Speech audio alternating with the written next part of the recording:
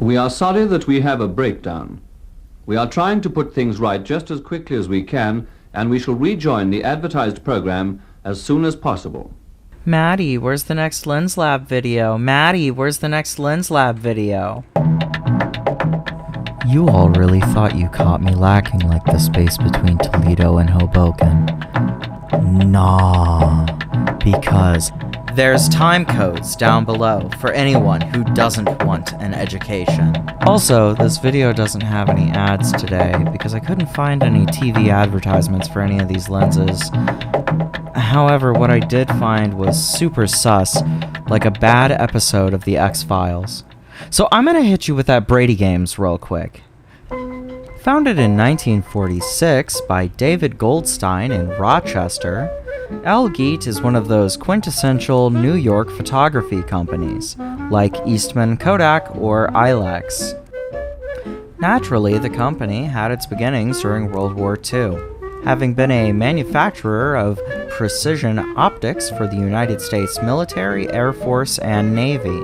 Though many sources say the company was founded in 1946, by 1946, the World War in which Elgeet sharpened its teeth had already been over since September of the previous year. Other sources say that the company was incorporated in 1945. This may be a case of the chicken coming before the egg, or the other way around. What we do know for a fact, however, is that following the war, the lens formulations for what had become known as the Golden Navatar entered into the consumer market in the form of the Elgeet Golden Navatar 12mm f1.2, an aspheric formulation lens, named such for its affiliation with the United States Navy. And so throughout the 50s and 60s, Elgeet was just your standard camera lens manufacturer, making 16mm video film lenses via periodicals in photography magazines. Eventually, however, they would allow their lenses to be sold in stores, and sell they did. In 1965, Elgeet was invited to the NASA Solar Eclipse Symposium, utilizing all new technologies in a wide variety of fields. NASA gathered together the brightest minds working at many different corporations and within many different offices within the government in order to develop the best ways in which to record all the data. Specifically at NASA's behest, Elgeet manufactured the 86mm Oscillo Navatar f3.6. I was unable to find an image of this particular lens, but here is a similar lens manufactured for the military at 75mm f3.6. Elgeet would continue to manufacture specialty optics for use throughout many different manufacturing industries and research and development projects in the government, up until 1985 when they were mentioned in a lawsuit. Olympus Corporation versus the United States of America and Ronald Reagan? Yes, that Ronald Reagan. Don't get excited though, it's just about money. Following this, it seems, Elgeet went directly and permanently into industrial applications only. Gone were the halcyon days of Elgeet putting out in larger lenses or 16mm film lenses. In 1993, they decided to rebrand and changed their name to Navatar, for which so many lenses of theirs had gained fame. Unfortunately, this is where the story goes from dark to absolutely incomprehensible, as Elgeet, now Navatar, continued to make precision optics only for the purposes of science, manufacturing, and the military.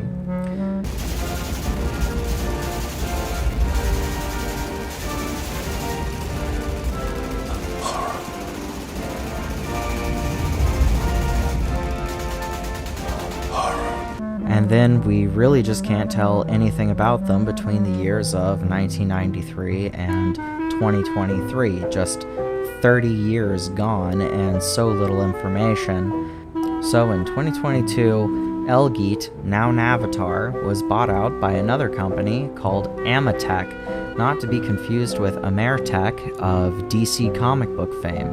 Amatec is a lot shadier and doing a lot more to help our dark overlords take over and control the world. Speaking of our dark overlords, this lens can typically be picked up for about $200 USD on the aftermarket. Now, normally I would test this lens on my Lumix GX8, but it's kind of busy being used at the moment. Now why don't you go help yourself to a quick snack and potty break, and we'll be right back for the lens review and results. Let's all go to the lobby. Let's all go to the lobby. Let's all go to the lobby to get ourselves a treat. Delicious things to eat. The popcorn can't be beat. The sparkling drinks are just dandy. The chocolate bars and the candy. So let's all go to the lobby to get ourselves a treat. Let's all go to the lobby to get ourselves a treat.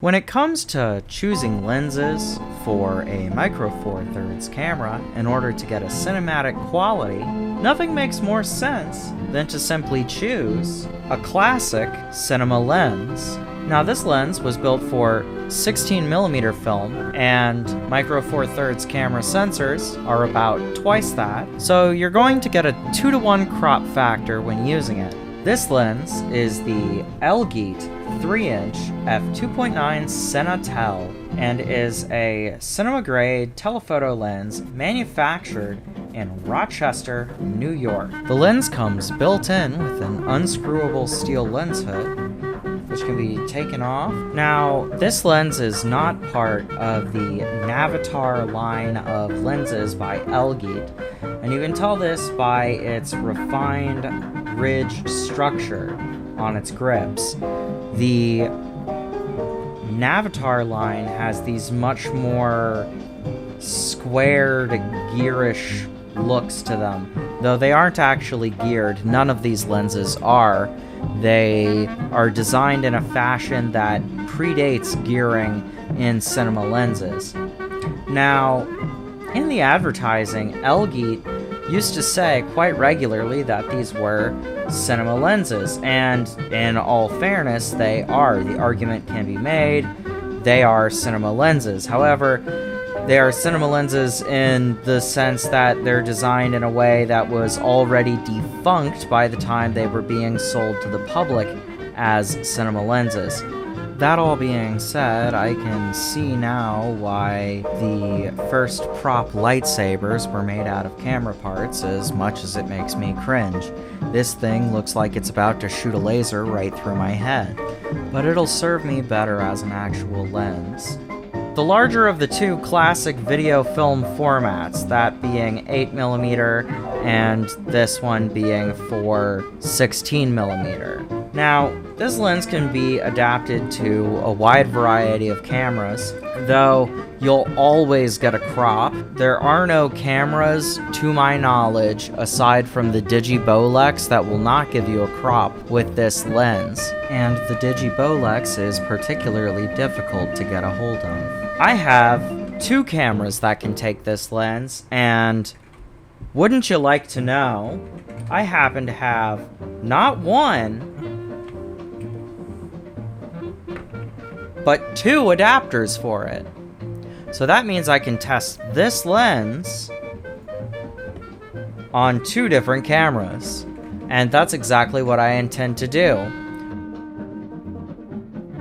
Now, I want this lens tested on two different cameras, and I want them to have relatively the same image with minimal setup at the point of shooting, and Lord knows, with the focal distance of this lens, it's gonna have to be on a tripod in order to get anything stable, so I've engineered quite the solution.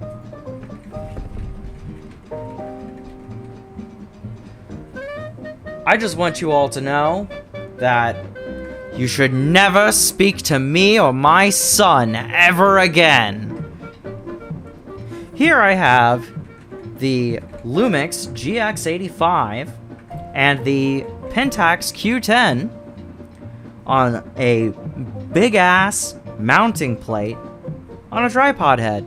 And I'm going to throw them on a tripod so that I can get pretty much the same image shot through each of them. I'm going to throw these adapters on, and I'm going to switch this lens back and forth between the two of them and compare how the shots look. Well, I think it's time to go on an adventure. Let's go to Elgeet. Before we begin, let's do some quick math. 3 inches converted to millimeters is 76.2 millimeters. Now, if we take 76.2 millimeters and calculate it against our sensor size, which is micro four thirds, that's 17.3 millimeters by 13 millimeters exactly, we get a 2 times crop of 152.4 millimeters. Now, if we calculate against the sensor size of our Pentax Q, which is 1 over 2.3 inches, or 6.17 by 4.55 millimeters, we get a focal length of 430 millimeters. But it occurs to me that this isn't quite right, because the intended sensor size is for a 16 millimeter camera, which means that 16 millimeter is already more than twice the size, so if we're going to guesstimate, we should multiply by 2, but probably more than that. So if we take that and then plug it in, and that result is 152.4 millimeters, if we calculate that against our 4/3 sensor, it comes out to 305 millimeters, and oh god, what have I done? If we calculate that against the Pentax Q sensor, it comes out to 860 millimeters? None of this shit makes sense, and honestly, I'm probably doing my math wrong. So on to the photos. We'll start with the Lumix test photos first, and then we'll move on to the Pentax Q test photos. To start, we have the Elgeet Bridge, and I have to say I'm a large fan of the architecture. The color rendering of the lens leaves the reds a little muted, but honestly it's kind of appealing in a rustic sort of way.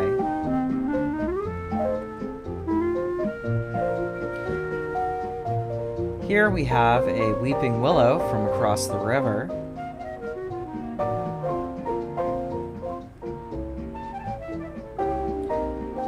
It's full of lush greens and cloudy skies.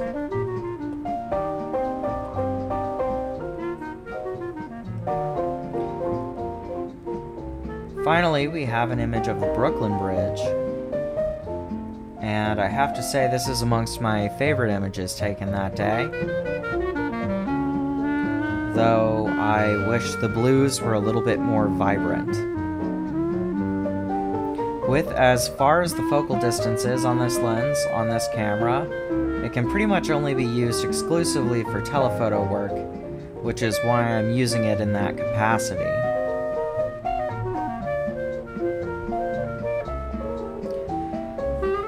Next, we have the same images shot with this exact same lens on the Pentax Q. This is the same bridge as before. However, the crop factor is so much greater and the lens is so much more zoomed in. I have no complaints though, because I actually like the composition of this image. Since it's just the top of the tower of the bridge, it looks like an intricate futuristic castle. However, what is of note in this image is that you can see a certain quality which makes this particular lens and camera combination completely unfit, in my opinion. Can you notice it? It'll become blatantly obvious in the final image. Now we have the same image of the weeping willow from across the river, but because it is so much more zoomed in, and because of the qualities of the lens and camera together, it looks like a Monet painting. I won't lie, this is my favorite image I took the entire day. I love this image. It looks like a painting. Highly aesthetic, but probably not good to film with in this capacity.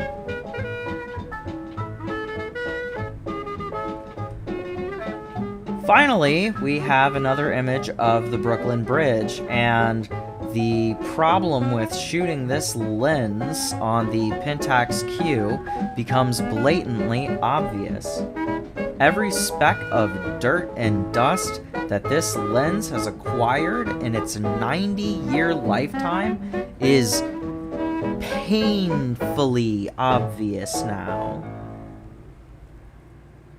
And this is exactly why you should always CLA all of your camera gear, especially your used camera gear, like this lens. I should have disassembled, cleaned, and reassembled this lens, but honestly I don't use it often enough, especially not on the Pentax Q, for this to be a recurring problem. And it's not so obvious when it's put on a Micro Four Thirds camera.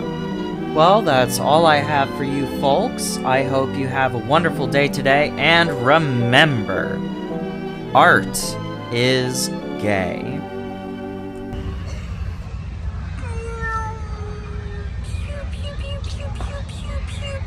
We have to stop the space laser. Pew, pew, pew.